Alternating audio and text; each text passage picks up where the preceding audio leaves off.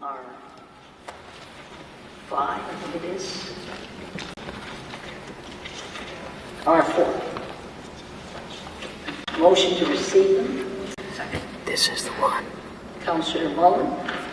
Thank you. Yes, I read R4, and I guess my question, and this is regarding the whole complaints issue with regards to Don Barber at the council meetings. And there is an addition to this which talks about the possibility of an investigator. And I guess my concern with that would be, well, first and foremost, the cost is relatively significant. And how many times would an investigator have to come forward to take a look at complaints? So I guess I'm looking for some direction from possibly staff, if there is something that we could put in place, which would be, I guess, a complaint procedure against staff, and maybe somebody could respond, or if there's another way in terms of looking at it. Talk to Mary Ellen Bench about it, and I mean, I'm wondering if there is something like maybe the ombudsman that could take a look at something like this. It just seems to me that it may be an ongoing scenario and a continuation, and never a satisfaction at the end of the day, that we would be just putting more and more money into this. Now, regarding never a satisfaction at the end of the day and putting more and more money into this, I want to talk a little bit about the Integrity Commissioner and public complaints against elected officials. And to do that, I need to refer to the February 17th, 2012 corporate report and its first recommendation with respect to the mandate of the Integrity Commissioner. That report states, quote, that the Governance Committee reaffirm that the mandate of the Integrity Commissioner shall be to act as an advisor to members of Council on matters relating to ethics and the Council Code of Conduct. That's one. And to act as an educational resource to members of Council in this respect, and to independently receive and investigate complaints regarding a possible breach of the Council Code of Conduct by a member of Council. Now, the previous clip was video of the May 21st, 2008 Council meeting. And Councillor Mullen, when she was referring to never a satisfaction at the end of the day, it had to do with several complaints that Donald Barber had filed against specifically city security. And it's now what? April 14th, 2012, and those issues still have not been resolved.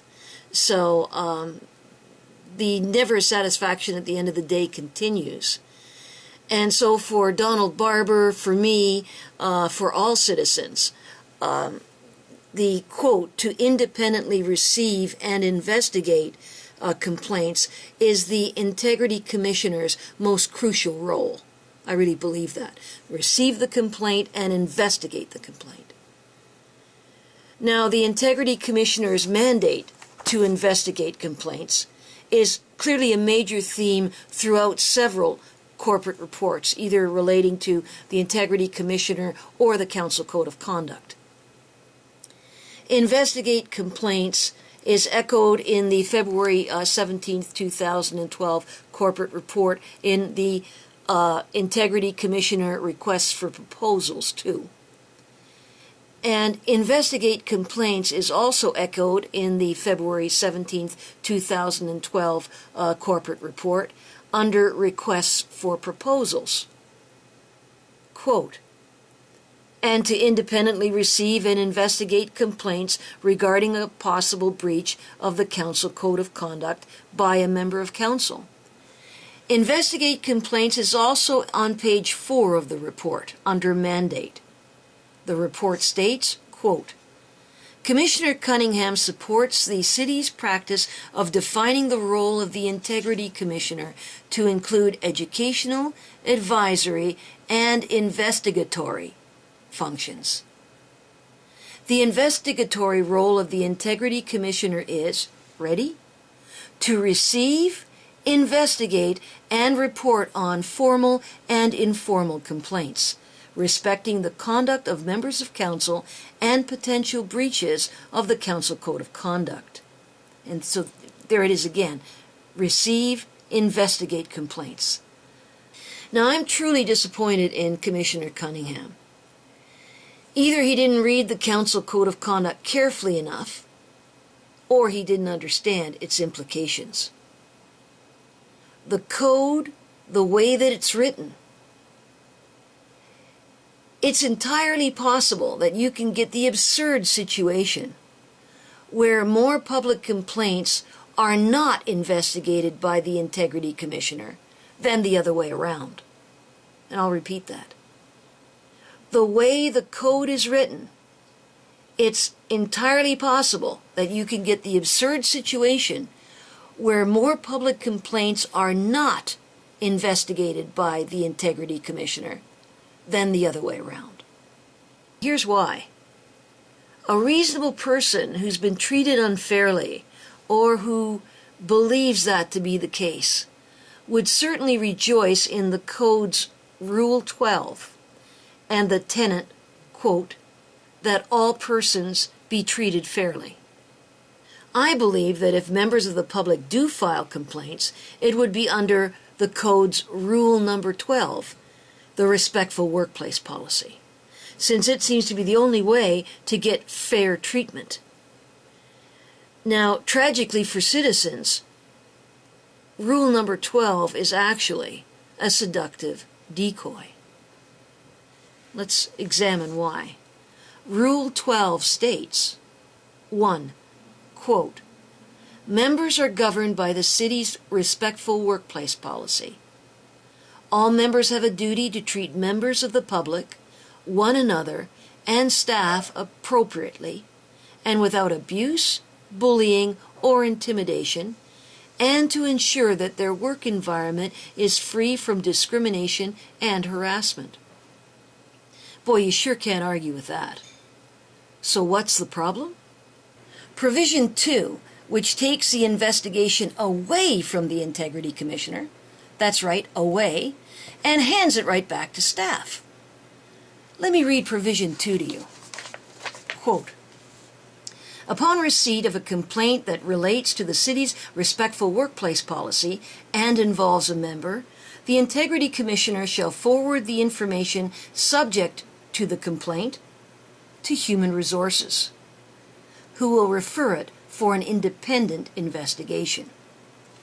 Yep, the investigation is away from the Integrity Commissioner. A complaint filed under this code, Rule 12, goes to Human Resources and is just like any other public complaint. In fact, the Integrity Commissioner cannot investigate under Rule 12. Now sure, Provision 3 goes on to say, quote, upon receipt of the findings of the independent investigator, the Integrity Commissioner shall make a determination on the application of this code of conduct and the merits of the investigation respecting the conduct of the member subject to the complaint. The findings of the Integrity Commissioner shall be reported to City Council, etc., etc. But the Integrity Commissioner's findings are only as good as the investigation itself. Under Rule 12, the investigation is taken away from him. The investigation is conducted by an investigator that is selected by city staff, Human Resources, and can even be retired city staff brought back on contract. Why? Like, I understand that the City of Mississauga's Council Code of Conduct was written by the City of Vaughan. It's essentially the City of Vaughan's Council Code of Conduct with a few changes here and there. But why would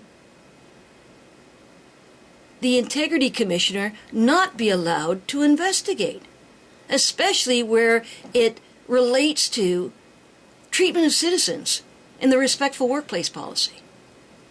Why would you have city staff select an investigator to hold elected officials accountable? It's kind of circular.